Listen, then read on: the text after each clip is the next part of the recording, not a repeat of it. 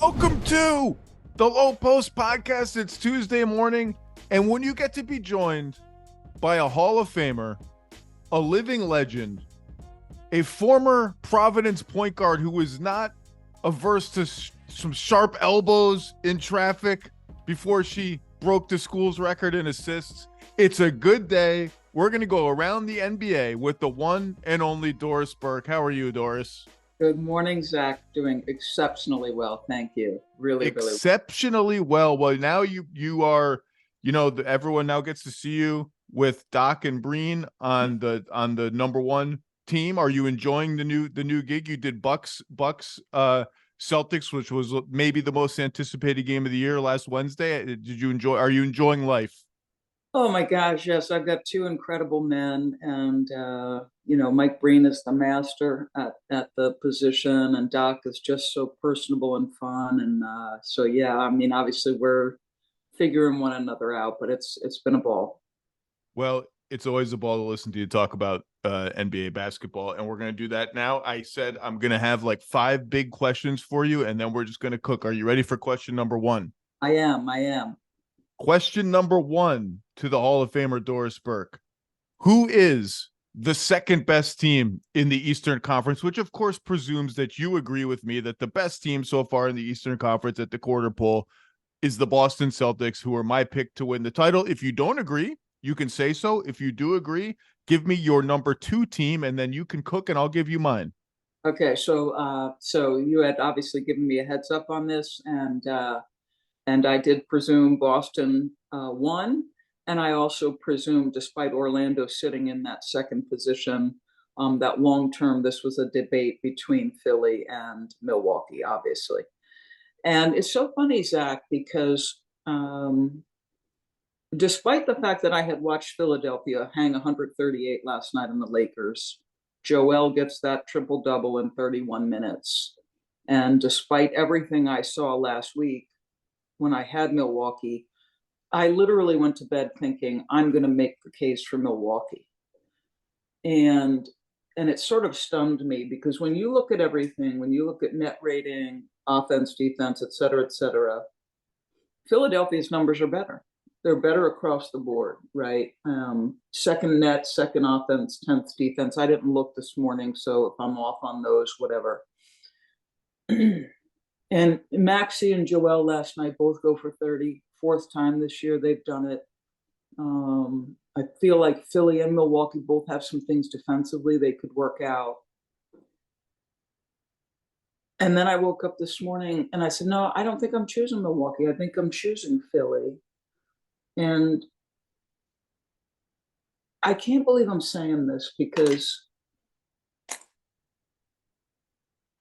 I guess I believe ultimately, Zach, that Milwaukee and Philly will be in the conference semifinal.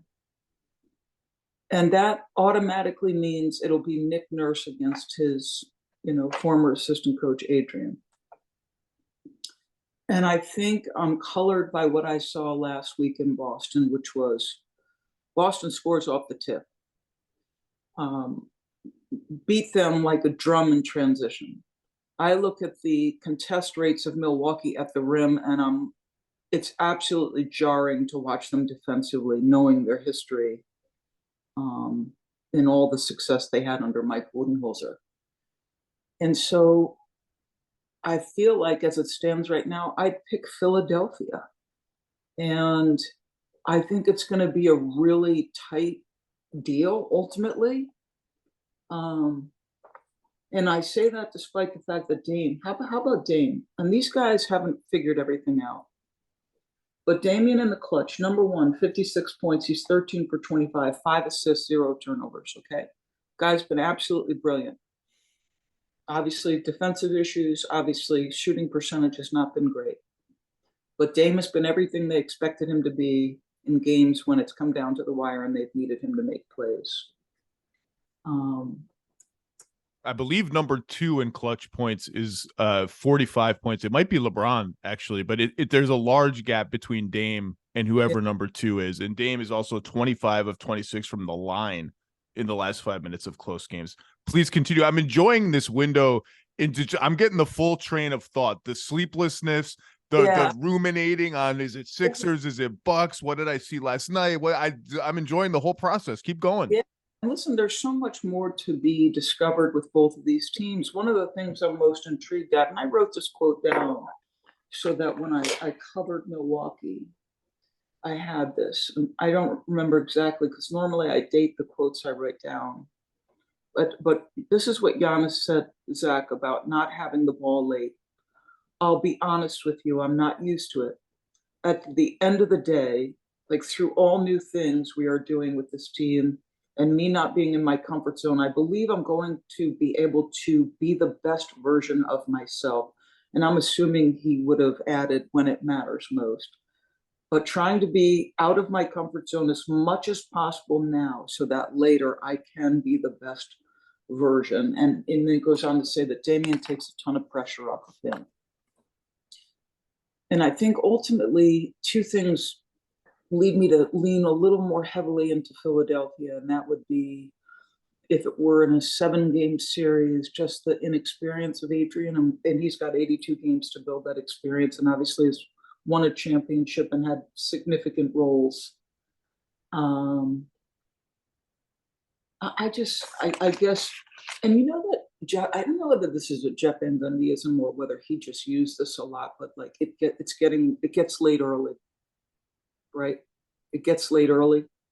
I never really that's just like the Yogi Berra thing where I only half understand what that means. Okay, well, my point is like my original leaning toward Milwaukee was experience, championship. They'll get there defensively. You know, Dame's going to become more efficient. That pick and roll is going to increasingly become more and more difficult. Pat Connaughton will start to make shots, et cetera, et cetera. I ultimately was leaning them, and now I'm leaning Philly, and I'm sort of waffling as I lean. I don't know. This is close, and it's hard. I just know that Philly has got great depth. I know that Nick Nurse has raved to me about Nicholas Batum. He seems rejuvenated. Yeah, I don't know. Where do you come down on this argument? Doris, free yourself of the angst and the anxiety and just let it ride. Just let it ride. Just say Philadelphia. You're currently in the Philadelphia area. You want to say it, just say it. I'll say it for you. Yeah, the answer is the Philadelphia 76ers. And I was surprised how little I really hesitated. As much respect as I have for the two-time MVP and one of the greatest crunch time players in the history of the modern NBA, and Damian Lillard. And that's what he is. Like, there's no question about that. I just haven't loved the Milwaukee Bucks experience to date under Adrian Griffin. They are 12-5. They've had an easy schedule, and they are wildly outperforming their just overall quality of play and their point differential because of the fact that they've won damn near every close game, which you can say is proof of concept for the whole thing of Damian Lillard and Giannis together. You know what I would like to see as proof of concept? Here's what I would like to see.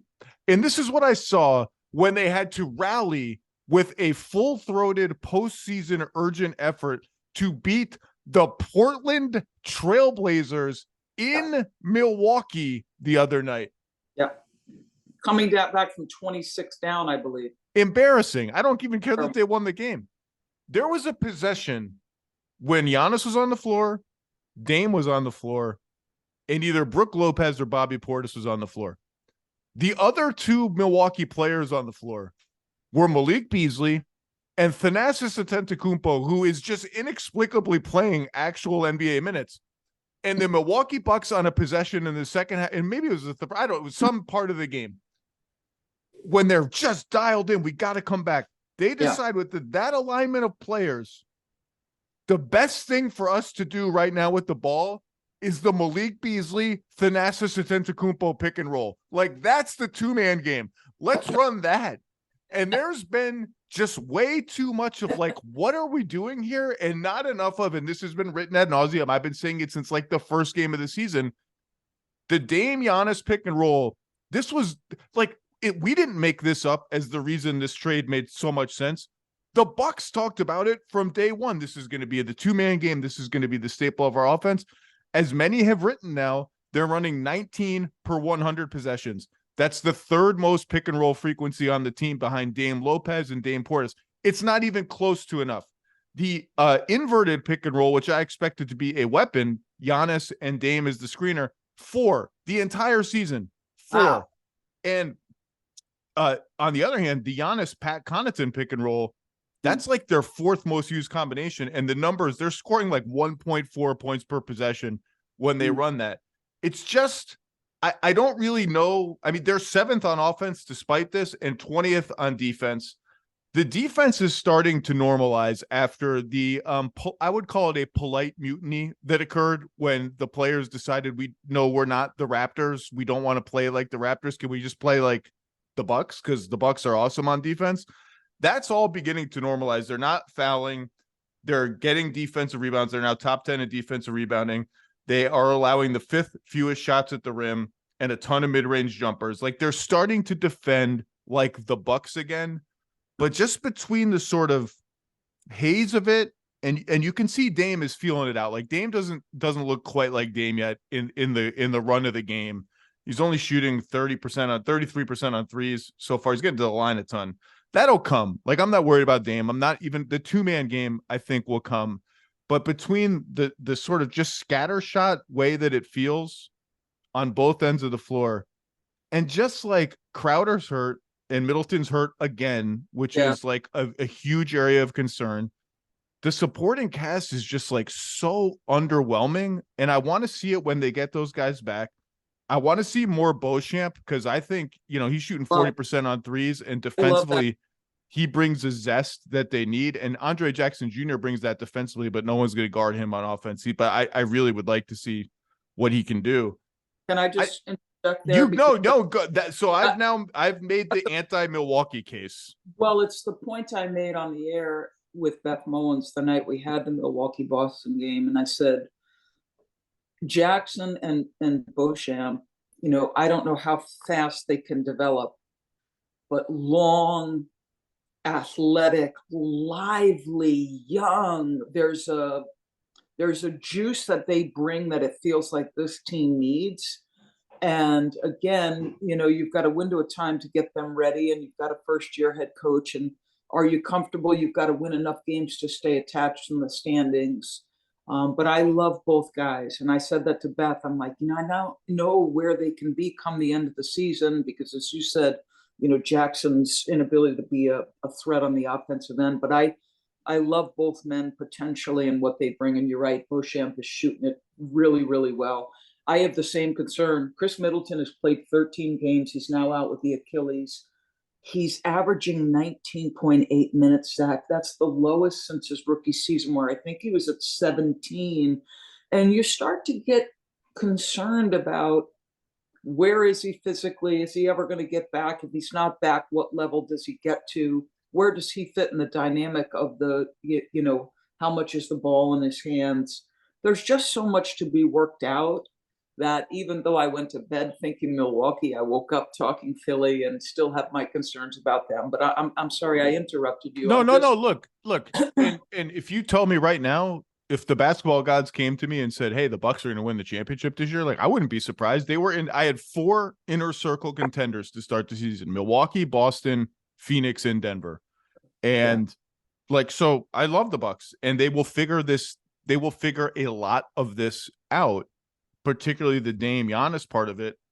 But there's just a lot to figure out. Like, I even thought they'd play the Giannis, Portis, Lopez big group more this season because of the injury to Middleton, because they traded 2 perimeter players for 1 in the Dame deal. And they really haven't done that. That group's played 12 possessions the entire season. Just that there's some things like the defense are trending the right way. But I went with Philly, and I guess the simplest way to put it is, I think the Maxey Embiid duo has been better than the Dame Giannis duo. And like, Maxey's just a legitimate star. Like, there's no question about it anymore. And you watched that Lakers game last night where they just blew the doors off the Lakers. How about that little dribble handoff action that they just tortured the Lakers with? When Joel was doing the Chris Webber, like, through the legs pass to Maxey coming around the screen. And like, Max Christie, God bless him, who's playing well for the Lakers, just couldn't figure out what the hell to do with it. And Maxey is shooting. It seems like he never misses a three. All the guys they got from the Clippers are actually helping their team. They have all these trade assets. Tobias Harris has been good. Melton has found his stride. They just look like a more coherent team. They're now number one in net rating, tied with Boston after last night. They are second in offense, 10th in defense. They're +7 per 100 possessions when Maxey is on the floor and Embiid is off the floor, which is, to me, again, proof of concept that Maxey is absolutely legit. They'll get Oubre back soon. They just feel like a more coherent team. And if their top end two guys are as good or better as Milwaukee's top end two guys, I just think they're a little bit better.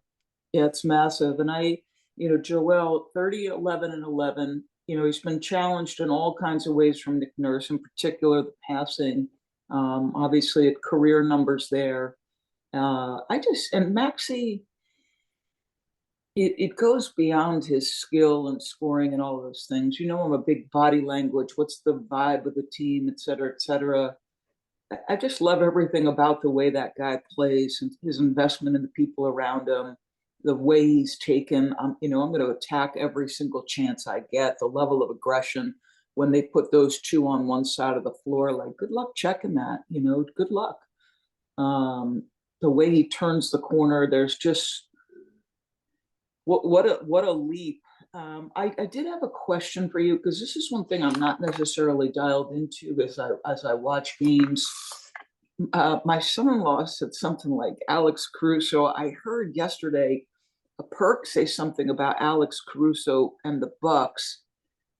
Do either team, does Philly or Milwaukee, have the chance to make moves? And if you're Philadelphia and you're going to pick up a piece this season because you believe you've got a legit shot, Zach, where do you go? Is it a wing, a ball handler? What do you think about that? The Bucks have traded just about everything that they can trade. For the Dame, the Sixers have a decent amount of stuff to trade. And I do think that they will, in searching for a player, prioritize. They just need someone else who's a reliable ball handler. And is Caruso that guy? I mean, he's a weirdly, as good as he is and as coveted as he is right now, and I love Alex Caruso, he's like a very, very, very low usage offensive player. He's kind of like a guard PJ Tucker at this point. Like, I'd like him to do more offensively, but look, everybody wants Alex Caruso. The Sixers actually do have the assets to get him. I don't think the Bucks do.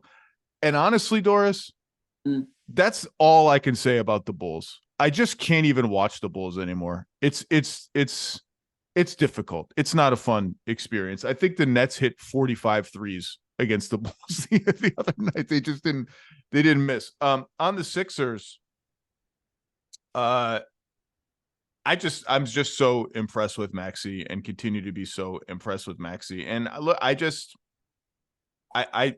think that they're a little bit better right now than Milwaukee. While we are here, can we at least have a little bit of an ode to the 12-5 Orlando Magic, who deserve at least like a nod? None of us I don't think that they're going to be a top 3 team in the East, and certainly a top 3 like championship finals threat in the East. But is there anything you would like to say while we are here about the Orlando Magic, who are currently 15th in offense, which for them is like first, given that they have not been in the top 20, Doris. They have not ranked 20th or better in 11 seasons straight in offense. So that's a party. And third in defense and fifth in net rating. So give me a little love letter to the Magic. Okay, so first and foremost, for a young group, there's an edge and a toughness to this group that I absolutely love. And Jamal Mosley, I think, has talked about this in an Anscape article about Coach of the Year, 17 games in, Jamal Mosley, open and shut. No question about it. But he in the Anscape article was talking about sort of, this is a group that plays for one another. No one is, worried about this guy. Apollo's player of the week in the East, and his numbers are absolutely sensational. I love the jump he's made. He's taking fewer threes, but he goes from under 30%, a shade under, to 43% from three. They don't obviously have enough shooting. But his efficiency, only concerning number is his free throws have gone from 73 to 65. There's just a cohesion, a toughness. When you're a young team, if you know who you are and how you win, which is dominate the paint on both ends, guard your backside off.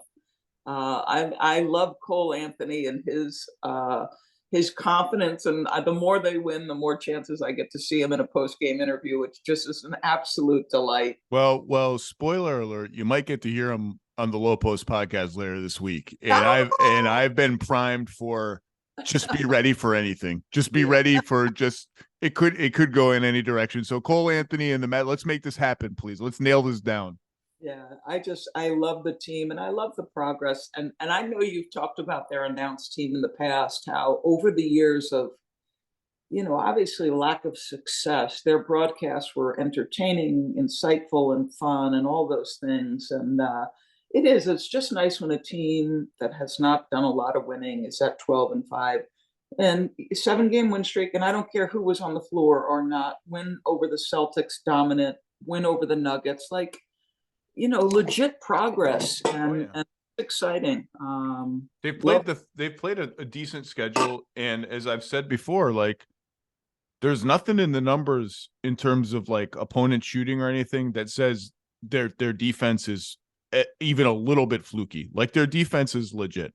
Please continue if you have more love letters. No, I'd like to know where you think ultimately they land in the standings in the East in your mind. Do you have, and I'm not saying pinpointed exactly, but where do you see them given what you've seen to this point? Yeah, I think, clearly we both agree that the top three, at least in terms of regular season record, should be Boston, Milwaukee, Philly. So that leaves you 3 spots to avoid the play-in. And just given that they, as fantastic as the Magic have been, they have not opened that much distance over New York, Cleveland, Miami, teams that have a little bit more pedigree than they do. I would say 5th to 8th, 6th to 8th seems realistic, which, by the way, home run for the Magic, who, when you ask executives and agents around the league, who are the most exciting teams to think about over the next 3 to 4 year windows, Oklahoma City is the first name mentioned for obvious reasons. Orlando comes up all the time because they actually have some free agency appeal in terms of Florida and weather and a history of getting at least in the door with people when they're good. And they have extra picks. They have all their own picks. They've got infinite salary cap space, and they have 2 legit tentpole players at Banchero and Wagner at, the hardest and most important positions to fill on the wing and then the big forward spot. Can I give a little love letter to the Magic? Please. So I've been watching almost all their recent games because it's gotten to the point where it's I got to figure out a little bit more carefully, what's actually happening here. Because they're doing this without Fultz and without Wendell Carter Jr. And 2 starters. Jonathan Isaac, who I have loved and have so hoped would stay healthy, because I think you see some things. I mean, he's just like a pterodactyl in terms of the size and length and the things he can do. Tatum couldn't get away from him in that game. Yeah, I just think as a defensive stopper, look out. And he's such a good young guy and team oriented and all those things. So you hope that young man can stay healthy. So continue your love letter. So the number one thing is people sort of generically, they play so hard, they play hard, they try hard. What does that mean? And some of that means everybody without exception plays defense. That goes for Banchero and Wagner and everybody else. The stars play defense, everybody plays defense. But what it also means is they do everything fast and hard. And I mean, watch Jalen Suggs cut in the half court on offense. Watch him come to the ball. Watch him cut back door. Watch them set screens. It's full blast all the time. And I think Suggs, more than any player on the team, aside from the coaching staff and Mosley, sets that tone of, we're going to do everything hard and with full effort, speed, and it's going to hurt. You're going to hurt when you play against us, and you're going to have to really chase us hard, and eventually we're going to wear your asses down because we're going to be relentless about it. That's one thing. And some of beyond Suggs and Cole Anthony, who we've mentioned, Goga Batadze and Mo Wagner are just absolutely killing it at backup center and now starting center. Goga's been promoted from third string to starter without Wendell Carter. And like, you're talking about two guys who have been out of NBA rotations for portions of, or in Goga's case, the majority of his career. Goga comes in the NBA for the Pacers, stretch five. He's going to shoot threes, blah, blah, blah. Orlando has said, how about we go the other way and you just kick everyone's ass inside, get every offensive rebound, and just be big and tall defensively and active. A+ for Goga. And Mo Wagner, first of all, the fact that they play Joe Ingles and Mo Wagner together and there's not a fight in every single game is a minor miracle. Honestly, great theater. Every free throw rebound when Mo Wagner is in the game, like some people just sort of like they don't go for it, or particularly when they're on the offensive team, so they don't have inside position. They're just going back. Mo Wagner is like playing rugby on every single free throw. It's just, it's like everyone is game 7 of the finals and there's a minute left in the game. Yeah. And he's making shots. He's had like multiple 20-point games. Those guys plus Ingles are the unsung heroes of what's going on in Orlando. This is going to be a legit good team. They're going to fade down, I think, a little bit from 12-5, but they're not going anywhere. And they're a blast to watch. Like, they just play so fast, and it's been fun. Are you ready for question number 2, or do you want to say more? I just say one little follow-up, because I think it's always like an underrated sign of like the vibe of the team. You're just talking about cutting, right? And when a team is willing to cut that hard, when they know that the ball is not coming to them, it opens up so much for the people around you. And again, it's just, to me, it speaks to who they are and how they feel about one another and how hard they're playing for one another. And to your point about like offensive rebound, their first and second chance points and all those little things matter. So yeah, I'm ready for question 2. All right. Well, they're first in shots at the rim. They're first in free throw rate. They're top 5 in offensive rebounding. They have just embraced this identity of not only playing hard, but we're going to kick your butt at the basket. We're winning the most important real estate in the game on both ends of the floor. Question number 2 is the same. So question number 1, second best team in the East, there was clearly going to be 2 choices. And we both chose Philly. That's fine. Milwaukee will prove us wrong and we'll look like idiots, and that'll be good. Same question for the West. Again, assuming despite some bench struggles that ended last night when the ghosts of Clippers past just came back to destroy the Clippers. Reggie Jackson and DeAndre Jordan combining for 56 points in an NBA basketball game against the Clippers. And for DeAndre Jordan and Reggie Jackson, who has really been up and down. I know we're going to hit Denver later. Just an incredible win. It's funny. Brian and Jim Jackson on that game last night, in the first half, Brian says, I mean, basically, this is a must-win game. And he didn't say it in that exact way, but he's like, you can't lose this game. And that was in the first half. And the Clippers said, watch us. We can. Reggie Jackson was absolutely brilliant, and maybe that pushes his confidence. I know we're going to talk them later, and I am. Assuming Denver is still your choice as the number 1 team in the West, if not the league, despite the bench struggles. And again, Jamal Murray's out, Aaron Gordon and Jokic were out last night. So it's been a little bit of a skeleton crew. I'm not concerned about Denver too much. We'll talk about them. Who is your number 2 team in the West? And this is a question with at least 3 plausible choices. And if you're willing to be generous to some of the more sort of experienced and decorated teams in the league, maybe 5 or 6. So I'm interested to see where you went. Well, I want to make the case for Minnesota. And I know defensively, Chris Finch is not as pleased over the last couple of games. But 4th in net rating, 2nd in defense, 13th in offense.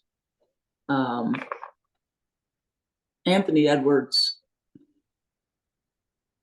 I'm going to just take a little sidetrack here for 1 second. At the start of the year, we have our meeting production wise. And one of the surprising things to me, Zach, in terms of ratings drivers, et cetera, is obviously the headliners. And LeBron James leads that group by a wide mile in terms of driving ratings. Steph is second. And then there is a significant drop. And Anthony Edwards, to me, not only by skill and growth and confidence, but by personality, is somebody I think, if there's team success, could sort of capture the imagination of the sports fan, but in particular the NBA fan. He's career high points, career high assists, almost 6 rebounds a game, career high field goal percentage, 3-point percentage, free throw percentage, making over 5 free throws on 6 attempts, 88%. The trio of he and Kat and Rudy, their numbers finally, look good together. Do they have enough shooting?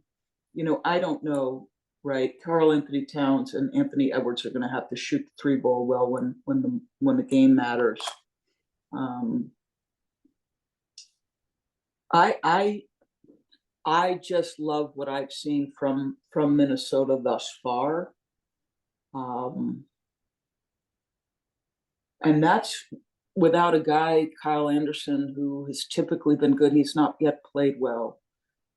Shake Milton, who they're counting on, has not played well yet. It's hard not to say Phoenix, right? It's hard. What are they on, a 7-game win streak? And nobody ever plays. Not nobody. Devin Booker plays, and Kevin Durant usually plays, and Bradley Beal hasn't really played. But Bradley Beal hasn't. You wonder about how much time Bradley Beal is out, how problematic that pack is. Do they ever get to that? Because when I watched their first 2 exhibitions, I'm like, oh, Phoenix is winning this thing. Like, I'm watching them put up 70-plus points in 2 exhibition games in the first half. This is a hard one. So Minnesota, Phoenix, who else is on your mind in terms of the 3 that right now deserve like locked in consideration for this fake honor that we have made up? Yeah. You have named 2 of them in Minnesota and Phoenix. The third, Minnesota, plays tonight and actually has the 3rd best net rating in the league and the best net rating among this group, and that's Oklahoma City. If you want to go down out of respect, Lakers, I thought were playing well until last night. Kings, Warriors. We can get into some of the old or new Lions of the West, but to me, those 3 have stacked up head and shoulders above everybody else. I can tell you who I went with if you want, or do you want to do you have a major pick? We're going full stream of consciousness with DB. I love it. I'm going to just stick with Minnesota. I am. And it has as much to do with my concerns about the long-term health of Bradley Beal, because that would have been my selection.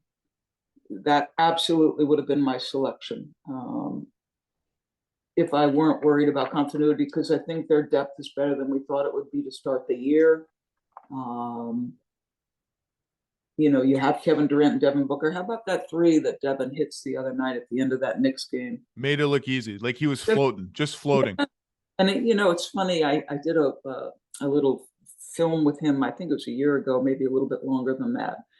But I was like, something about you being under duress of a defense. He goes, well, I don't know about being under duress. Like, he just loves those moments, and just confident. And I remember asking him, what are you thinking down the stretch of games when it's tied or you're down? He's like, I'm thinking it's time to go home. I'm just like, this kid cracks me up. So you mentioned Ant and the sort of telegenic appeal, face of the league kind of appeal. I've had this conversation with people around Devin Booker for the last year and people in our company.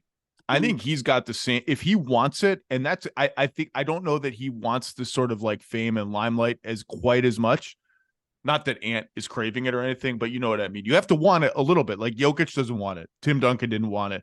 Yeah. Booker is not like that, but this guy's got everything. He's got everything. He's got the bravado, he's got the guts, he's got the style in terms of his game. He's averaging 29 points and 9 assists on 50% shooting, 43% from three. 8 free throws would be a career high, 8 free throw attempts.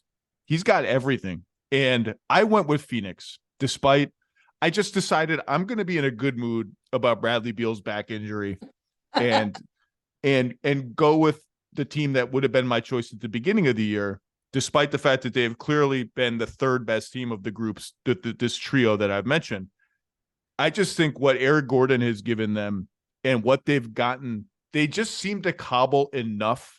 Like Nasir Little has shown a little bit of a pulse recently, and I liked him. Grayson Allen's been good. He's made shots for them.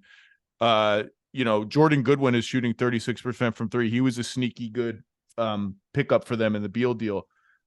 The center position, like Nurkic is doing just enough. Like, I'm not excited about it. I don't feel comfortable with it. Chimezie Metu has supplanted Drew Eubanks for now as the backup center. We'll see, but he's looked okay. They're going to have to figure out, like, can we really play Gordon, Beal, Booker, Durant, Nurkic together? Is that going to be defensively viable? They're 18th in defense and 4th in offense, I think. I'm just going to go with the top 2 guys are so good. Yeah. And Durant is like another 50, 40, 90 season waiting to happen. It's just ridiculous. Yeah. I'm going to go that pedigree by a hair over Minnesota, who's got the best record and the best defense, and Oklahoma City, who has the best net rating, top 7 on both ends, and just is like they have a superstar in Shea. I saw Kevin O'Connor at the Ringer yesterday, kind of came out and said, hey, Chet Holmgren belongs in the All-Star conversation already. I'm like, that's not ridiculous. Like, that's definitely not ridiculous. And J-Dub is right there with him, getting better every year. Now, they have this Josh Giddey situation hanging over their heads, which, look, I mean, I'll just read what Tim McMahon, I didn't see the social media. The social media thing got deleted before I saw it. Tim McMahon said last Friday, the NBA is looking into allegations that the Oklahoma City guard Josh Giddey had an improper relationship with an underage girl, a league spokesman said Friday. That's all I know. I called the team, I called agents, I called the league in the last 46 to 72 hours. I got nothing more than that. So that's all I got. I tried. Maybe I'll get more. But they've been qualitatively awesome. And I guess, like, if I had to make, I don't want to make the case against Minnesota because they're awesome and I was high on them before the season. But if you're telling me, like, second best chance to beat Denver in a playoff series, now they've matched up well against Denver. That's the thing. I'm being colored by the Cat in an early season. Cat did a good job initially with Jokic, with Rudy on the backside. And I'm like, well, could that sustain itself? And then you're also colored by what happened in the playoffs last year with those two teams, with no Jaden McDaniels, no Naz Reid. You nailed it. And sort of that's the way I leaned, because Jokic is the guy you've got to deal with that guy. You could pick any of the 3. They've all been amazing. Yeah. Minnesota may have the highest two-way upside of the 3 teams. They're up to 13th in offense. I guess if there's just the collective decision-making of Ant and Cat in big playoff games in terms of just pass or shoot and where and when to pass. It's a lot to ask out of a big man who is prone to whose playoff record is pockmarked, to be generous, despite the fact that I thought he kind of turned a corner in that Denver series, and a guy who's 22. It's just a lot to ask. And Ant's passing gets better every week. It's a lot to ask. And it then becomes a lot on Mike Conley's plate. And maybe they all have the collective ability to do it. And OKC, they're just so young, it's hard to know what to make of them. And I had Andrew Schlecht from The Athletic on my podcast last week talking about just the infinite optionality that they have in terms of, I think, and you heard me say it, like, everyone wants the super duper star trade, like just the everything for player X trade. I think they're so good and have so much stuff that I want them to find a smaller upgrade. Like, hey, you can come in and be our 7th guy. You're better than big Jalen Williams. You're more experienced in Case and Wallace, whatever it is, just cut, and you're hopefully a big forward. I made some names on that episode. I don't know that they'll find it at the right deal, but they're really good. And if you ask me to make the case against them, I just kind of shrug my shoulders. I'm like, I don't know. They're awesome. They pick any of them. We didn't really even give love to Shea, who's coming off that first team All NBA, 30 points, Oh, 6 rebounds, 6 assists. And I don't remember the setting within which you were making this point, but I have two things. One of which is a question, but as you were making this point about Shea, Shea is just so comfortable now. There isn't a spot he can't get to on the floor. There isn't a time where he can't get a shot off. Every read is quick. His mind is working as quickly as his game. He's unstoppable in the mid-range, with those tough twos in the playoffs become infinitely important. But, Zach, you reminded me of something that I heard you say on NBA Today, and you didn't have time to sort of expand upon your point, but I wondered what you meant by it exactly. And forgive me, I'm not going to get it verbatim, but one of the things you said was something along the lines of, basically, analytically, it's proving to be true that if your defense is at least good enough, the offense is a more important determinant of winner. Do you remember saying it? And do you remember, and what was, like, where is that coming from? I remember that. So like 10 years ago, if you just studied teams that had made the finals for like the last 25 years of NBA history and just had someone smarter than me like run mathematical models on it and stuff, what they would have spit out then, according to my memory anyway, was an elite defense is a slightly better predictor of championship equity than an elite offense. And I believe in the last 10 years that has flipped, where you still need to be very good at both. Like the Pacers are not winning the championship this year, despite having like the greatest offense in the history of mankind. Right. But in elite, like Denver being a kind of model of that last year, the Cavs that won the title and then almost won the title the year after. An elite offense is slightly eclipsed in elite defense is like a predictor of championship equity. I don't know how that came up in terms of the Thunder, because they're just kicking butt at both ends of the floor. And Shea, it's like trying to catch a fish with your bare hands. You just can't do it. You don't know where he is. You don't know how to get it. It's ridiculous. Yeah. Okay. So that was it. It wasn't specific to the Thunder. You were talking about some team, and just, I wanted to follow up on that. Can we talk about the Denver Nuggets? One of the questions you had for me was, is there any concern about Denver? Yeah, they've been like a 500 team for the last 8 games or some such thing. 1-4 on their road trip. I thought last night was a massive.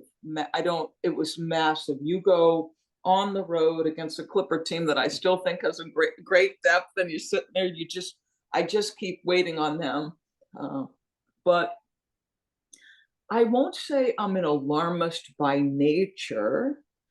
But there are slight concerns for me a little bit where Denver is concerned. And I know probably their fan base just sits there and says, oh, we just need Jamal back. And that's true.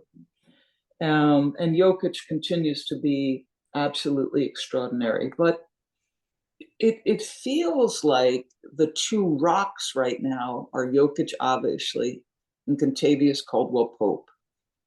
And I know what I'm going to get every single night, and that's comforting as a coach. I came into the league as a big Peyton Watson fan, and we had them early in the season, and I was raving about him, and I thought you could see the impact he could have on both ends. He made a block in our game against the Lakers where I was just like, a track down in transition. I was like, whoa, this dude.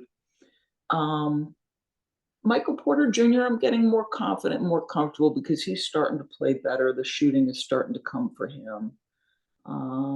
Christian Brown has been what I expected. And Reggie Jackson, I felt for a while couldn't find any consistency. And then you look at the road trip and you go, well, okay, yeah, they were 1-4, but the Rockets are better. The Pels are finding themselves. Orlando clearly is good. And you're like, okay. But Jokic, his usage is way up. I don't know. I guess I won't say I'm alarmed because I need Jamal back to see it, and you're starting to get some traction with some of the other guys.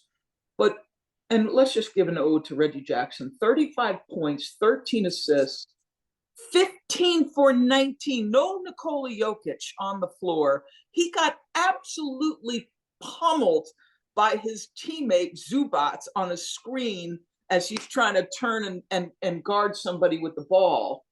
And but the guy goes for 13 and 5 in the fourth quarter alone. They had entered the quarter down.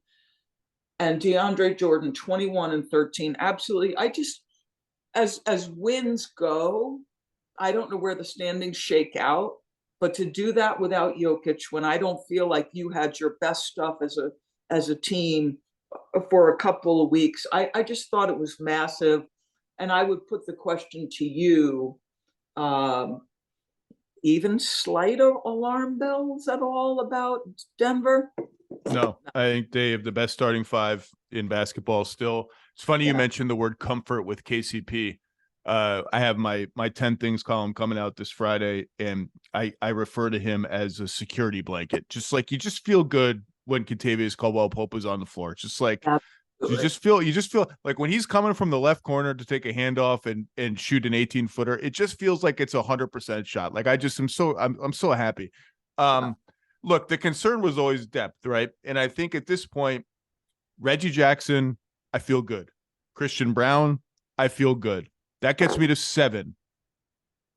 Between Julian Strawther, Zeke Naji, who's been disappointing, Peyton Watson, who's just been okay, and maybe they can get somebody via buyout, although they're restricted in terms of who they can sign, and they can't sign players if you're bought out and your original salary is over the mid-level exception. They can't sign those players. Maybe they don't. I just feel like that's 7 that I feel really good about, and night to night I can get to 8, and that's all I need, and I feel good enough about it now. It's what they did last year, and they were 29th in bench last year. So, and again, I don't have huge concerns, but I just like, it's something I monitor, I guess, is what I would. No, you got to monitor. Well, look, if we're not monitoring the Denver, if not monitoring, what are we going to do? Like, that's all. I'm in just monitor mode. And Jokic is, I haven't even looked at the MVP yet and who's where and what, but like the guy you just gloss over, like, oh, 35, 16 and 12. Wait, what happened? Like, okay. Two more rapid fire questions that I wanted from you. I said, pick a team in the middle of the standings in each conference. So let's start East, since we did that first, that you just have your eye on. And I said, totally open-ended. It could be a team you think is weird, puzzling, about to pop, about to fall off a cliff, just somebody in the muck that you're like, I'm curious. So East, who is it? Yeah, so for me, it's the Knicks. And I asked Matt Williams, our great stat man, last night, what was the Knicks' strength of schedule to this point? And I believe by one metric he responded, according to ESPN's BPI, the Knicks have played the hardest schedule. So where do they stand right now? Ninth. They're now 9th in terms of strength of schedule. 9th strength of schedule, but where are they in the standings, Zach? They are 9 and 7, tied with the Pacers for 6th in the East. Yeah, I feel like, I don't know. I guess I feel like there's room for growth with them. And and the reason they're on my mind is I just had them. And Julius Randle has yet to find his footing. And as I watched that game unfold, one of the things that happened early in the game was trap. And his frustration was visible. His turnovers were high. And, there's a moment down the stretch of the half where he gets doubled and he makes a pass to Grimes in the corner. And Grimes makes a 3. And it felt like a big 3. And instead of like sprinting to Grimes, he didn't, because his frustration level was so high. And I don't know what it is to absorb that double team all the time. But again, I sort of harp on body language and feel and presence and all these things. It may not matter, but where he is concerned, his presence feels massive to me, not only in terms of what he brings, but also his vibe. And I, you know, I could feel the weight of that on on on that game, and I wonder what his teammates feel about that. And so I just feel like he's such a pivotal piece of the Knicks. I'm waiting on him to sort of find his stride as a player and what impact that has on winning, um, and the stretches of the season where maybe the schedule lightens, if it in fact lightens, because I've loved what I've seen from Jalen Brunson. He spends 2 summers working on his 3 point abilities off the dribble, in every environment. And he's been so aggressive from there. It's obviously a point of emphasis with Tom Thibodeau's in terms of shot profile. And, so I'm just waiting on Julius Randle. And I feel like the temperature will go up or down on his play and his feel. Am I crazy? No, I mean, look, this is like, are we riding the Julius Randle yo-yo? Good year, bad year, good year, bad year. Hopefully not. I don't think he's going to shoot. He's shooting 39% overall, 27% on threes. That'll kick up. He's averaging more assists than he did last season. Yeah. I'm good with the Knicks. I think they're about who we thought they were. I think they're probably a little better than their record because of how Julius Randle has underperformed and Barrett's been out some games and Grimes has been out some games. I think the starting lineup is worth monitoring just because Quentin Grimes has been kind of in a prolonged bit of a slump. But I trust their. Is he in a slump, or is the way the ball finds him tough? Because it feels like he goes enormous stretches of time without shooting the basketball. It's a tough role. It's a tough role. And those roles are like when you do get the ball and you don't make a three, like your teammates are like, oh man, can you just make the threes? And it's like, It's hard to live like that. But I trust their depth and I trust their toughness. And I think they're going to be a top 6 team in the East when it's all said and done. Crazy. I think they move up because I do believe in Julius and I do believe he will play better. So pick your selection. my pick was Cleveland, who is only 9-8. Yeah. Now their starters have only played 84 minutes together the whole season. Their big four, and really Strus deserves to be included. He's been so good for them. He's only played 93 minutes. It's just underwhelming. It's underwhelming. Most of the numbers are underwhelming. Like, for instance, with Mobley, Allen, Garland, Mitchell on the floor, they're minus 11 in 93 minutes, mediocre on both ends. Overall, they're 21st in offense, 14th in defense. You parse the numbers however you want. Almost none of it is bad, but none of it is good.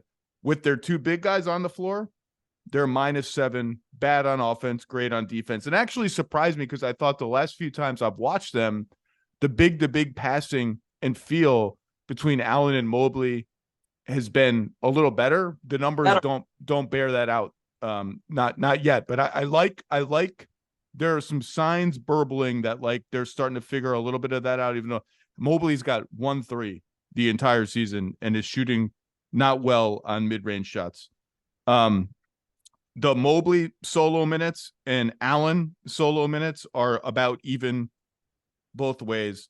They just kind of haven't been good enough, and I'm tabling it because of how few games they've had everyone together. Garland's missed games, Mitchell's missed games, LeVert missed games, everyone's missed games. LeVert's been great. I'm tabling it, but they're an interesting team to watch for me, DB, because they have snippets where the ball really moves and they have the right balance and flow on offense. And I think Strus has been big for that. He's just flying around, like what I said about Suggs, doing everything hard. Max Strus does everything hard. Their pace is up. They were last in pace last year. They're average now. And then they have snippets where it's like dribble, Donovan ISO, dribble, pick and roll. Okay, come up here. You get to run a pick and roll. And like they can win like that because Donovan is so good and Garland is so good, although he's been hit or miss. I don't think they can win big like that. And I think watching them day to day kind of figure out their flow and watching the two big guys figure out how to play together is an endlessly interesting thing. I'm tempted to say they just haven't been good enough this year because they haven't, but I'm tabling that until we see the full team for longer, because I've liked a lot of what I've seen lately. Now their schedule, they've got 3 winnable games coming up: Hawks, Blazers, and the Pistons. And oh my God, I know you watched that Wizards Pistons game last night, DB. You couldn't resist. I did not watch that, nor did I watch. I think our final question, which we're going to have to come up with another one, it was the who was it? The Atlanta Washington game. Atlanta, Indiana. Atlanta. We'll get back to that. And then they face Orlando, Boston. So we'll learn more about Cleveland there. Same question in the West. Mid-standings team you got your eye on. Oof. This was a harder one for me. You go first. Well, they lost last night in Utah. But I think given how many people have been out and for how many games and who is returning soon, and that's CJ McCollum and Trey Murphy III are both coming back pretty soon. Yeah. I think for New Orleans to be 500, and their total point differential is now -2 after that loss in Utah last night. So they're a legit 500 team. They don't have a lineup that's played more than 72 minutes the entire season. Zion doesn't quite look like full Zion yet, but he's getting more Zion-y every game. The chemistry between Ingram and Zion is kind of a mystery. Like their numbers are good together. They don't seem to actually work together very often. We've seen a lot of point Zion recently, which is I think good, and less post-up Zion. The influx of shooting they're about to get in McCollum and Murphy, and the rotation questions that it presents. Like Dyson Daniels has been good as a starter. I can't imagine he keeps that role with CJ McCollum coming back. No way. I think eventually the best version of this team has Trey Murphy as a starter. I don't know who comes off the bench in that scenario, because their starting 5 seems locked in: CJ, Ingram, Herb Jones, Zion, Valanciunas, who's been outstanding for them. I just think Trey Murphy is too good and will have to start eventually. I just don't know how that puzzle looks. I'm intrigued by the idea of CJ McCollum as the highest paid 6th man in the NBA. I don't think that they'll really get there.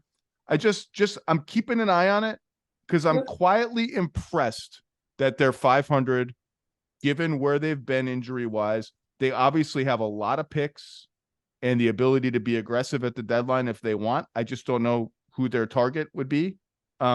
But I just want to give a little shout to the Pels. Would you ever take is Herb Jones too valuable on defense to take him out of the starting lineup? Well, this is the balance, right? In the absence of McCollum, they've been starting Dyson Daniels and Herb Jones, obviously. So you have 2 really good defenders surrounding 3 guys who are average at best to very bad on bad nights. And Zion still just cannot move his feet in space defensively and never gets a defensive rebound. It's one of the most bizarre things in the league. Given his offensive rebounding, it's very but you also have a lot of non-shooters on the floor in that group. You bring CJ back and suddenly it's Herb by himself. Like he's the only plus defender in the whole lineup. So I think that's why the Trey Murphy question is so interesting to me, because I think Trey Murphy could be a borderline all-star kind of player pretty damn soon. Couldn't agree more. I think the guy is so talented and two-way player, like love. And those guys start. They start and close. And so I just, I think they just need Herb's defense, and he's making enough corner threes, and he defends everybody. It's like, oh, Zion, we want to hide you on Simone Fontecchio tonight. I'll guard John Collins. Okay, Brandon Ingram, we want you to have an easier assignment. I'll guard the opposing point guard. He guards everybody. I think pick a team. Yeah, I'm going to pick the Golden State Warriors. Oh boy. It's a whole kettle of fish. Well, I think I'm surprised. Maybe I shouldn't be surprised. 8 and 9.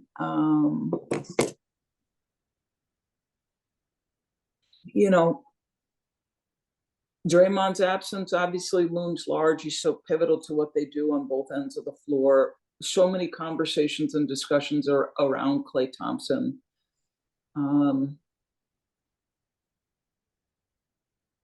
It's interesting to me that the story has flipped. What's their home record this year? This is the complete opposite from last year. Is that the case? Yeah, their home record. They're 3-6 at home.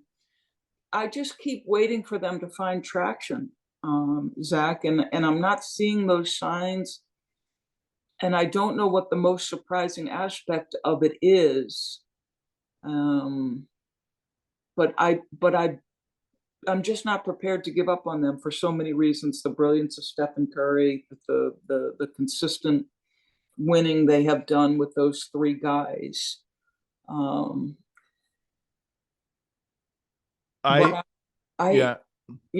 just, and if I guess what's in my mind is, are we watching the end of an era, or are they going to start to vault up to the, even to the middle of the pack? So they were in my second tier of contenders to start the season. I said on NBA Today last week, I would now drop them a tier. Like, I'm concerned. I will not bury them until they're gone, because they've done too much and won too big too recently. But their play has been alarming to the point that they're now down a tier, and probably other teams have leaped them, and they've got to prove more. If you're asking me on the two extremes that you just posed, are we watching the end, or are they going to explode and pop back up a tier or two in the next 2 months? If you force me to bet, and I don't want to bet, I think it's more likely that we're watching the end. Wow. And that doesn't mean that we're watching. That means if you're forcing me to pick between the two extremes, the truth is going to be somewhere in the middle, most likely. I'm picking that one. That said, I've liked Moody's play. Kuminga's been all right. Saric has been they're so wildly dependent on Saric. It's almost crazy. Draymond will come back and be Draymond. Still one of the best defenders in the league. Still the best passer on the team. Well, now that Chris Paul's there, I guess I have to take that back. Still a genius player. Klay and Wiggins just haven't been good enough. They'll be better by default. So this team will pop. They will go on a run where they look better than this. I just I'm concerned that the ceiling isn't quite where I thought it was going to be this year, as incredible as Stephen Curry has been, and just beyond what you could possibly expect from a guy that size at that age. I'm worried. I'm worried too, and I think the thing that's most surprised me are the Wiggins and the Klay piece. That has most surprised me. There's nights where I just feel lethargy from Andrew Wiggins, the stretches of play. I just think he's too good to have these stretches. Get a rebound. How about start with getting 12 rebounds in a game? Forget the jump shot. Just give me 12 rebounds and 2 blocks. He's not blocking shots. He's not getting steals. He's not getting rebounds. He's not getting free throws. Give me the energy. He's doing nothing. That's what I said. The word I use when I look at him is lethargy. It's I'm not getting anything, and I'm judging him up against the guy who helped them win that last title, and the defense and the critical rebounds he got in that run to that championship, and how integral he was to their success. And then obviously last year happened, the personal side of things got to him, and and Klay Thompson, is he just, is his level going to be different overall as a player? But that's the team I think I'm really intrigued on. And I think it's just because when you watch a team that's had nothing but success in the era in which you've watched them, it's been jarring. The two most jarring things have been Milwaukee's defense, which is coming around, and what I've seen from Golden State. Those are the two most shocking things I think I've seen. Well, and a team that's just earned pride. They've earned pride. Yeah. And you've seen it in Klay Thompson flashing the 4 fingers at Devin Booker last season or whenever that was. I think you've seen it in Draymond, just sort of like a lot of these outbursts to me have the air of I don't quite know how to reconcile the fact that we're not just beating the crap out of everybody anymore like we used to. But there's greatness in here that I'm not burying them until it's over, but Yeah. I'm docking them a tier. The last question I was going to ask you was the fun one. Like, did you enjoy the 157-152 Pacers Hawks game from a week ago or whenever that was? Because I think that's a little bit of a Rorschach test for NBA fans. Maybe it divides by age. We are both older than the median NBA fan. Yeah. Yeah. I found myself watching that game thinking this is like eating pizza topped with ice cream topped with M&Ms, where it's like it tastes good for a few bites, but I'm also like, this is like almost borderline not serious basketball anymore. Like, can one team try to have a defensive answer? Is there any ability that you have anywhere to put some size, switchability? And both coaches are like, how about we just play all wings, guards, and forwards? Jalen Johnson's injury, by the way, a big deal for the Hawks. We didn't touch on that. Fabulous. And at the end of the game, I felt like hungover. I felt like I don't feel good about myself. I don't feel good about how I've behaved. Yeah. I need to sleep in a little bit. I felt gluttonous in a bad way. Defense, you still need to play defense. And I just felt like that game was two teams that are like, can we just have a carnival for a couple hours and see who wins in the end? I'm the student who did not prepare for the test on this one because I have to confess I did not see that game. So that's hysterical. The description though, perfect. We've all lived those moments where you've had way. I didn't even look at the box score. It felt like Tyrese Halliburton hit 17 3-pointers. I mean, he is. That guy's ridiculous. He's getting in the conversation for when you start listing the 5 best offensive players in the league. Offense. Now they've got no defense at all. And in fact, they've just decided, why don't we just start Buddy Hield and just completely light our defense on fire? And Miles Turner has not been quite the same, I would say, putting up, but he's just on an island. He's just like, which of these holes am I supposed to play? I'm only one man. I can only be in so many places. But Tyrese Halliburton, if you start listening to 5 best offensive players, I'm not going to do it here. Jokic is one, and then you go down from there. He's in the conversation, and he might already be on the list. Like, that dude is absolutely ridiculous. And one of my favorite celebrations going in the NBA. Have you seen this thing where he hits a couple threes in a row and he jogs back on defense, but he's skipping? He's like bouncing and bouncing. Yes. He's got the arms going up like this. Yes. And again, like, the purist thing is like, can you just get back on defense? But I'm like, dude, you just hit your 18-3 of the half. Skip.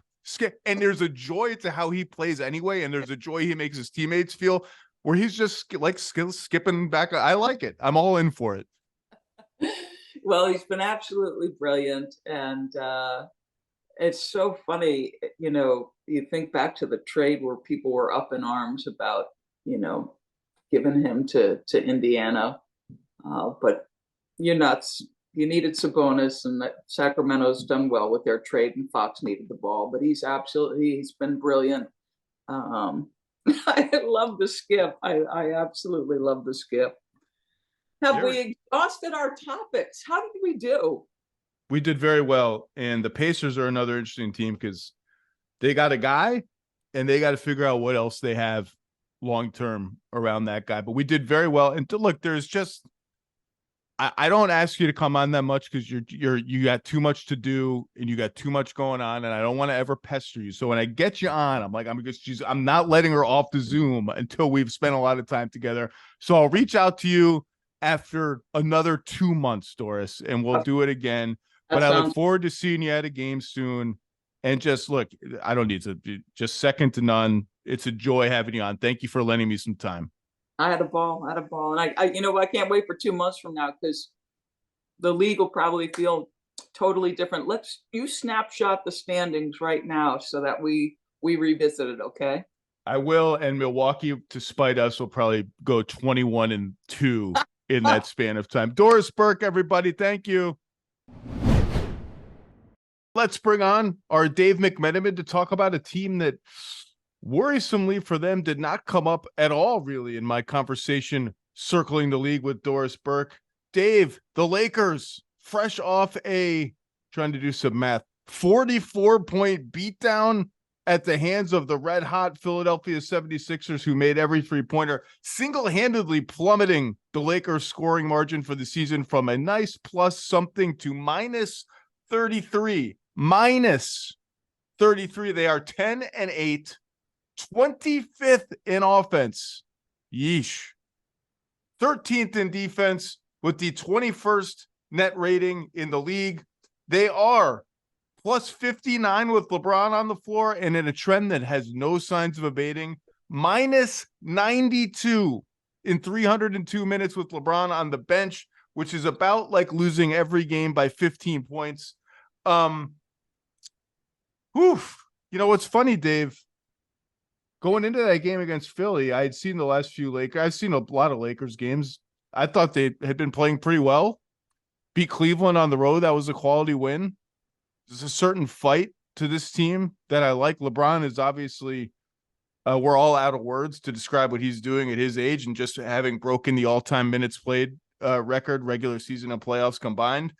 AD's been, up and down on offense, but really good on defense all season. Whew.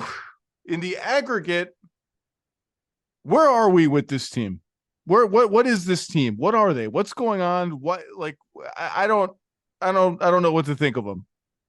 Well, you bringing up the net rating stat now being a negative for a Lakers team that is still above 500, despite that terrible drubbing by the Philadelphia 76ers, brings to mind the analogy that LeBron talked about his team earlier in the year, comparing them to the Pittsburgh Steelers. Even though they were on the right side of 500, he pointed out all the negative stats that the Steelers had. Well, what did the Steelers do in response to that? They fired Matt Canada. And I'm not certain to say that anyone on Darvin Ham's coaching staff should be on the chopping block, but we are now close to a quarter of the way through the season, and there are some just curious trends that continue. Now, I think we have to start in all capital letters when talking about the Sixers game. They were missing all of their wings, all of those big, burly, switchable defenders that they've cultivated since last year at the trade deadline in Jared Vanderbilt, in Rui Hachimura, in Cam Reddish. None of them were anywhere to be found on the court at the Wells Fargo Center, and that puts a defense behind the eight ball.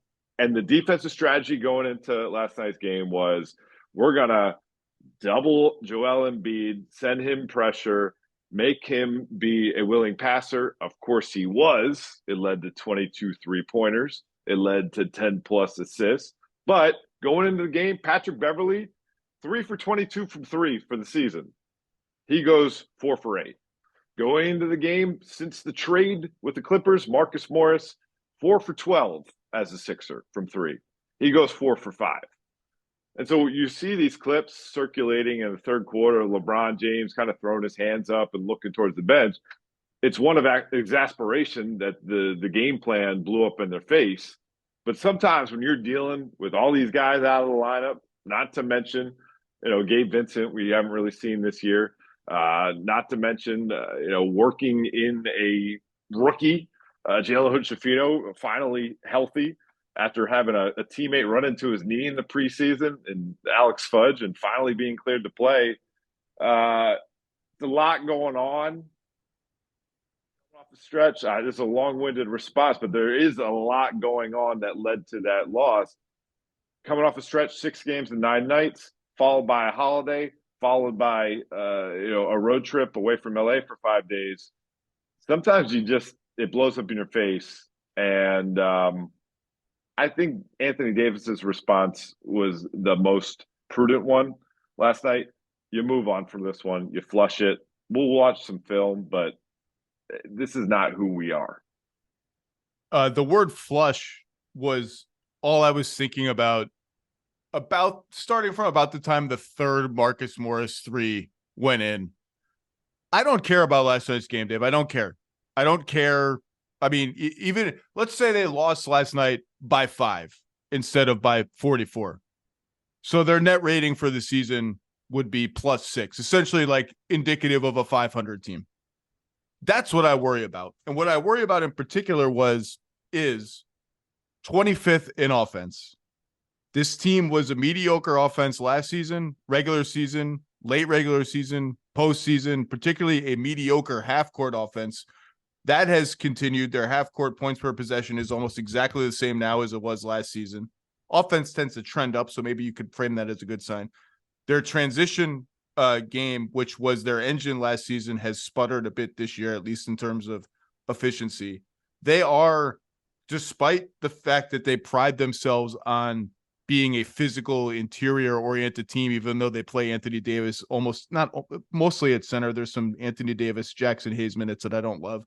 They are among the very worst rebounding teams in the entire NBA. Some of that is what you're saying. Their bigger wings have missed a decent amount of time, and they were tiny last night with some of these 3-guard lineups. But they are 29th in offensive rebounding, ahead of only the Wizards.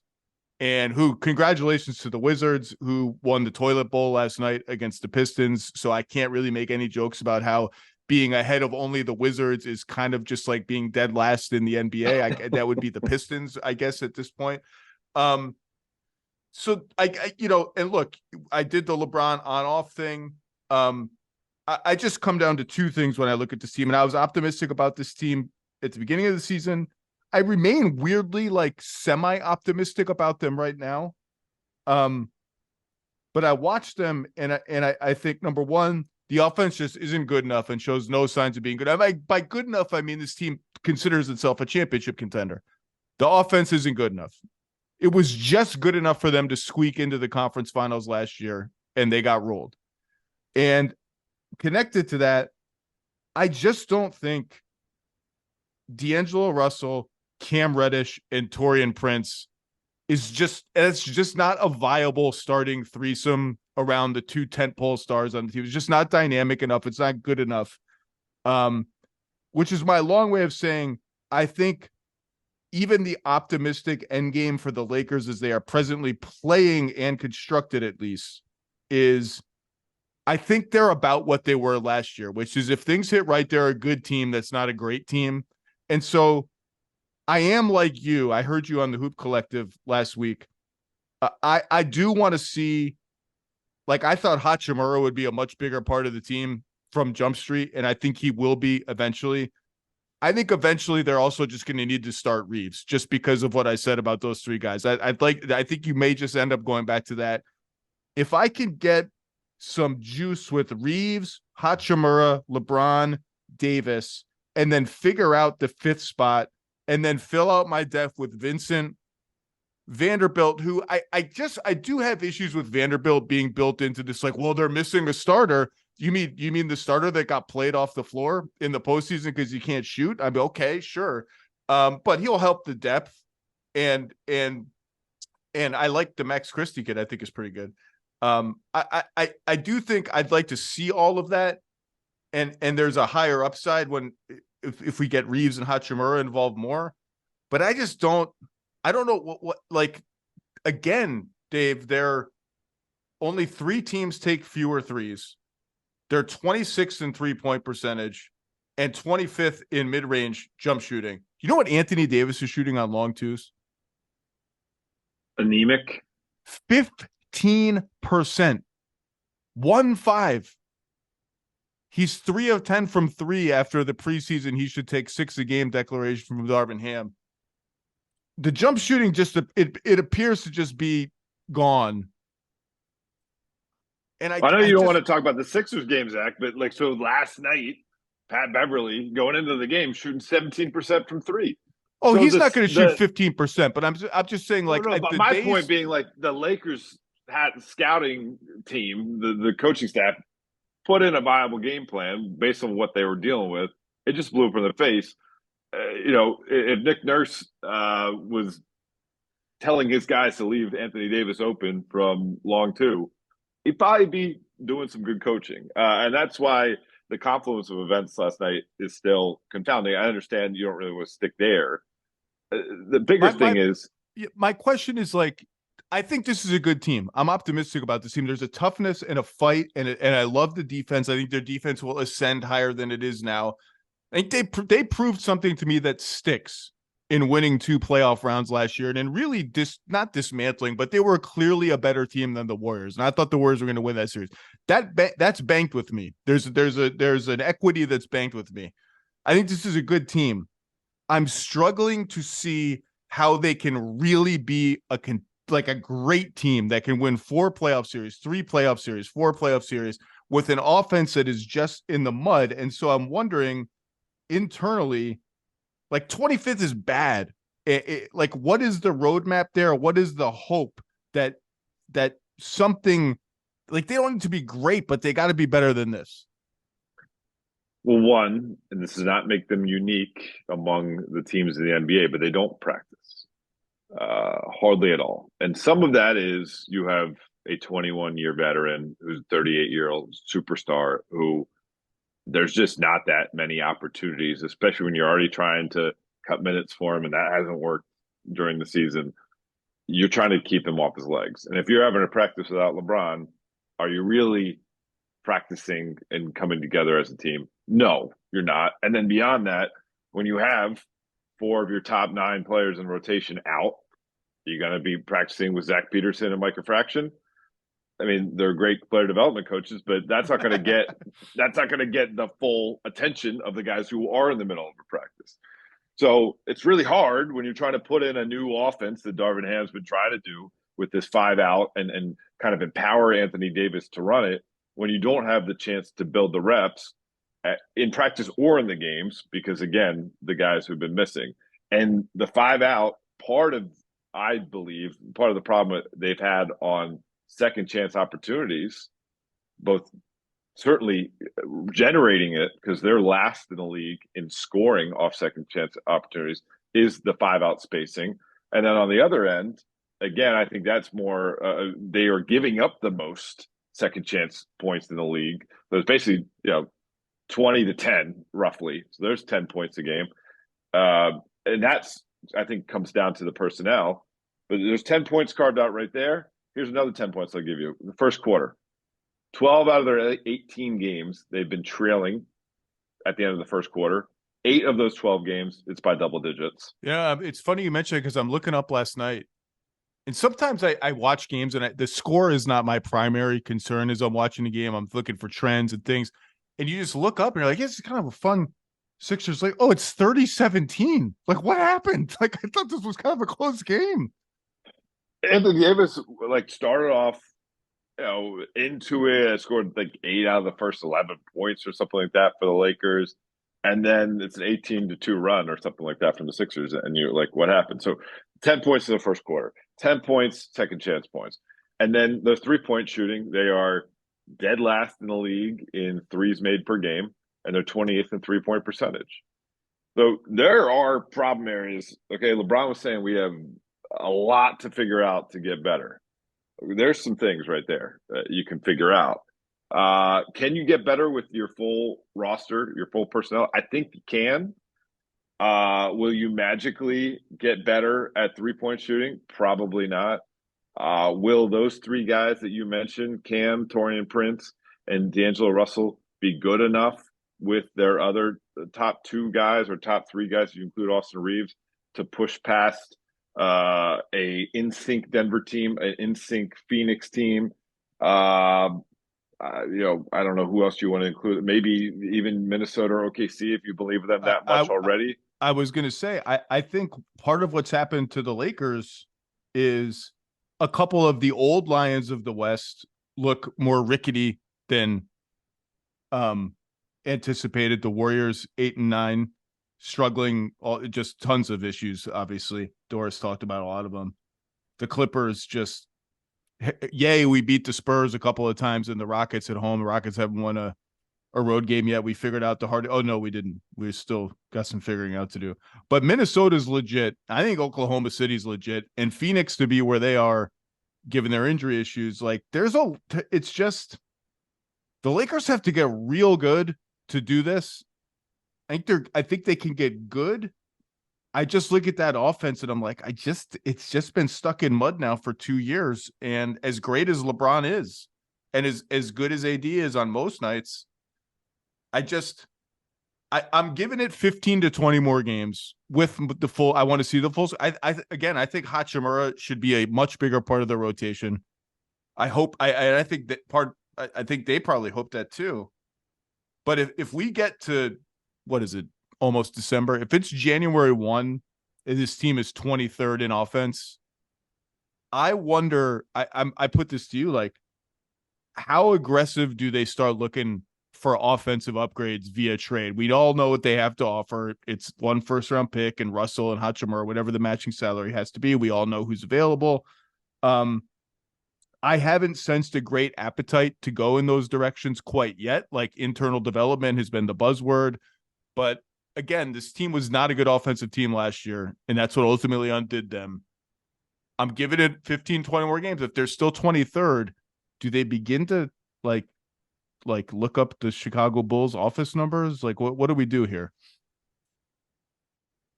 It's going to take that much more time before they get their head there. And part of it is they want to see what they have. Part of it is, yeah, we're talking about Chicago right now as a potential. And everyone is looking at Portland as potential and Toronto Jeremy as Grant. potential. Yep. Jeremy Grant playing sneakily very well, by the way. And you know, Toronto is a team that's been circled as having those pieces that potentially could be pried away. But there could be another team or two in that conversation come January 15th. Can I erase the circle around Toronto? Because if the Raptors choose to make Anunoby and Siakam available, the Lakers are not going to be able to win those bidding wars. So I said this to Richard Jefferson on NBA Today last week. Can we just let's let the people in Canada get better trade return than that in our fake trades? I saw you say that too, and it should have sunk in. It was a good point at the time. But okay, fine. We'll take them off the table. But we could be talking about another team that right now may have visions of still making a run that could look different. Now, I will say, you want Gary Trent Jr., that's a different conversation. Yeah. He can stay up there with the loonies and the toonies. I don't know if that's going to be the answer to what the Lakers need, but so that's part of it, right? There's nothing wrong with just being a good team. It's not like I'm sitting here faulting the Lakers. They did well to dig themselves out of the Westbrook mess they created. They're a good, solid team. They're fun. They're competitive. They're fun to watch. Like, this is LeBron in year 21. He don't want to just be a good team. That's what's wrong, right? You have how much you believe in LeBron as still being a difference maker. I certainly think based on what we see in the regular season, you throw in his mind picking apart a team in a 7-game series with 2 working feet, unlike he had for the majority of his comeback last year, could certainly be a difference maker. And if AD can kind of catch that wave that he was on for the second half of last year, you almost owe it to those 2 pieces to put what you have towards the center of the table to make something happen, especially because, all due respect to Denver's really good. They could very much win it all. And all due respect, I would say, to maybe Boston in the East, the 2 teams I would put a shoulder above everybody else. There's nobody that's a head and shoulder above anybody else. And that should be a motivating factor enough, combined with where LeBron and AD are at, to, if you can make something happen, make it happen. I'm just not sure that the name I don't know, is Jeremy Grant that name? Is Zach LaVine that name? Like, I don't know if that's what it is. We'll have to see. And I think a player that we've only mentioned in passing when we talk about their offensive woes, and maybe just asking a lot of a guy who was, the 4th or 5th option last year on that finals team for the Miami Heat. But Gabe Vincent, he's missing the catch and shoot option that they haven't been able to exploit without him on the court.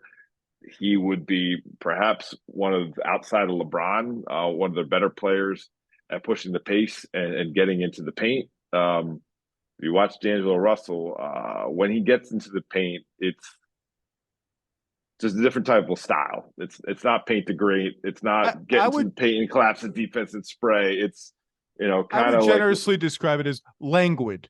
I like that. It's just nice and soothing, like scoop shot. And it never gets to the line, never gets there.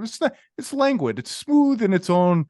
It's like a smooth, slow flowing There's a really stream. pretty English reverse layup, and you're like, how'd that sneak just over the rim and kiss off the glass and go in? But it's not That's what I mean by that. dynamism. Like Taurean Prince has been fine. Everything you could ask for, Taurean Prince has done. He's shooting. Well, he's not shooting well for 3. He's 30%, but that'll get better. I mean, he's doing what he does. D'Angelo Russell is like 17 a His game on numbers good are on okay. good shooting. Reddish is like, this is more than anyone could have dreamed they get from Reddish. It's just not dynamic enough at the highest levels, which leads into my next question. What's the internal temperature take on Austin Reaves, who's averaging 14 a game? Fine. 46%, fine. 34% on threes, 53% on twos, 5 assists, 5 rebounds. You like the assists. Sometimes he's making snappy passes.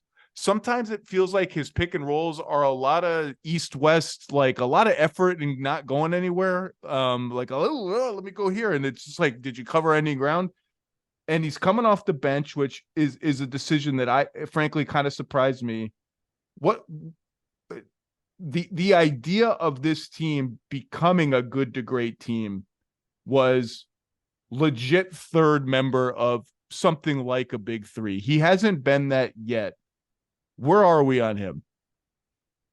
It came at a time when Darvin Ham suffering from PTSD for what happened last season, where they have a 2-10 start. All of a sudden, the Lakers are 0-3 on a road trip. He feels like he has to do something, and it works with that jumpstart win in Phoenix. Cam Reddish is a big shot in the starting lineup, and Austin Reaves, almost because he is the adult in the room who can handle stuff, you can thrust him into that role, and he'll work it out. He's not going to pout. He's not going to stop being a good locker room guy. It could take him some time, but he's going to work it out. And he started to show it that it was working. He had double-digit assists against the Cavaliers on this road trip and was getting more guys involved. And I think figuring out the balance of when he needs to call his own number versus when he needs to spread the floor. He has had the behind the 8 ball part of the season of coming a little worn down from last season and USA. He would admit that. And then just a little more information on him, more tape. He was not surprising anybody anymore.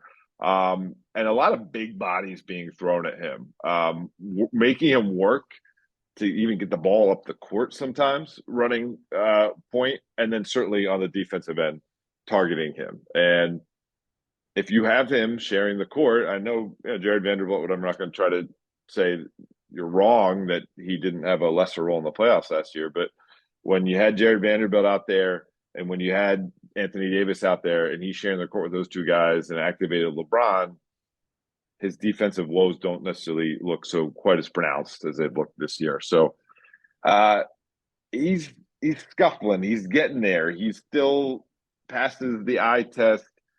He makes the right play. He is appreciated by LeBron and AD. They think that if it comes down to it in the fourth quarter of a game, he's going to make the right play. LeBron's going to pass him the ball in a tie game at 100, and he's going to make that 3 feet beyond the arc in a big home game that they recently had. Like, that's the player that they still believe in. And, again, almost because he's not the squeaky wheel, he may not come right back into the starting lineup. But I think he's going to keep helping Darvin Ham and the rest of those players figure out their footing as they wait for more guys to come back. Certainly, if we're going to talk about potential trades, we're not including Austin Reaves' name. Well, that's why people keep asking me, how could the Lakers get Zach LaVine with Austin Reaves? I don't remember who asked me last week on my own podcast. Of course, I don't remember. And I was like, you can. They're not trading Austin Reaves for Zach LaVine. Like, I don't even think they would do that deal straight up, considering the salaries, even if it were even allowed. like I said, I haven't sensed a great appetite for it, but we'll see. And the other names that keep coming up, like Colin Sexton keeps coming up. I'm like, okay, like that's not changing my life. It's okay. Again, defense, like you mentioned, Austin Reaves defense, and it's easier to move him around when Vando's on the floor. Defense is not my concern. Like the Lakers are going to be a good defensive team with Anthony Davis healthy. It's not my concern. Just offensively, I got to see a little more juice from them, which, like, I've been fairly defensive of Anthony Davis for a long time, peaking in last season's playoffs where I just thought he got no credit or not enough credit for being a huge defensive force, the best defense player in the playoffs. He's averaging 21 a game and the jump shot is gone. But let's just assume it's just gone. He has been inconsistent. It is sometimes, I get why fans are frustrated by, wait a second, you had 14 in the first quarter and you were like not heard from again for the rest of the game, or you had 14 last night, 35 tonight. What is the internal conversation like about, like, how can we just get to a point where his offense, where his scoring production, which we sorely need, feels more like a given and less like a, what are we getting tonight? Well, some of it is you're probably going to go away from this 5-out. You're going to give him more post touches.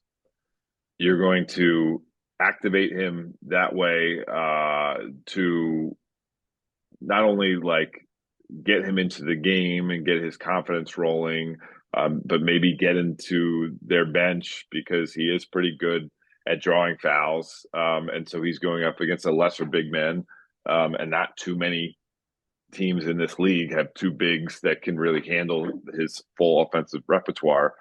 That's going to help. And again, when he draws criticism and he just is one of those lightning rod players in today's NBA that's going to get it. And I think he recognizes that it doesn't really affect his confidence, but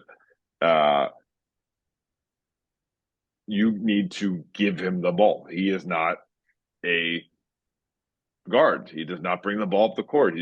Part of the appeal of the 5-out was, as the trailing big, you initiate the offense at the top of the key with the ball in his hands, which is something that he wanted.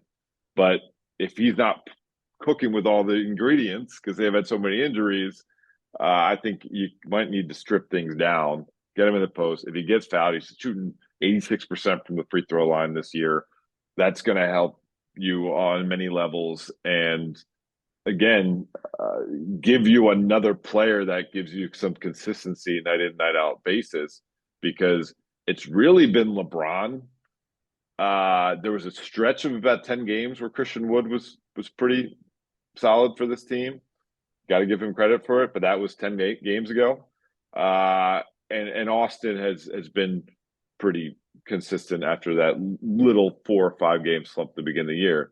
But you got to get AD going, because the rest of these guys, whether it's the night in, night out basis of the injuries, or whether some of the guys they're relying on are still relatively new, they're not going to give you that consistency. And so, I'm sure Mike D'Antoni is covering his ears right now somewhere because, I'm calling for post-ups in 2023 NBA basketball.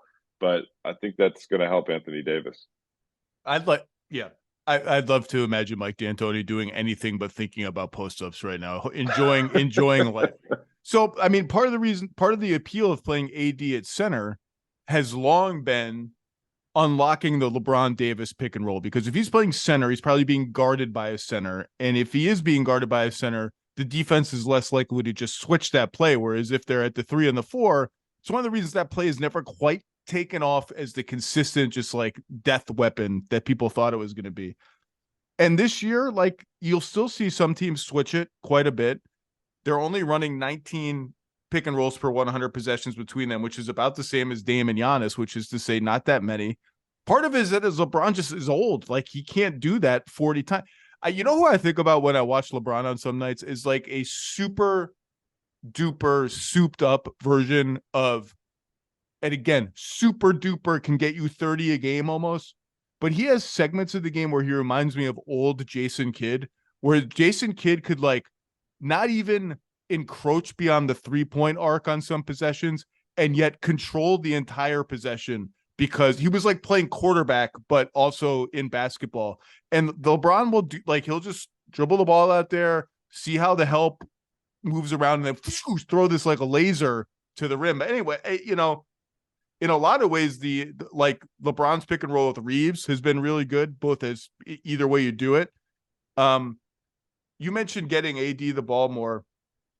I think on those pick and pops, when he's given space like that, I like when he fills it, like pump and drive and use your speed.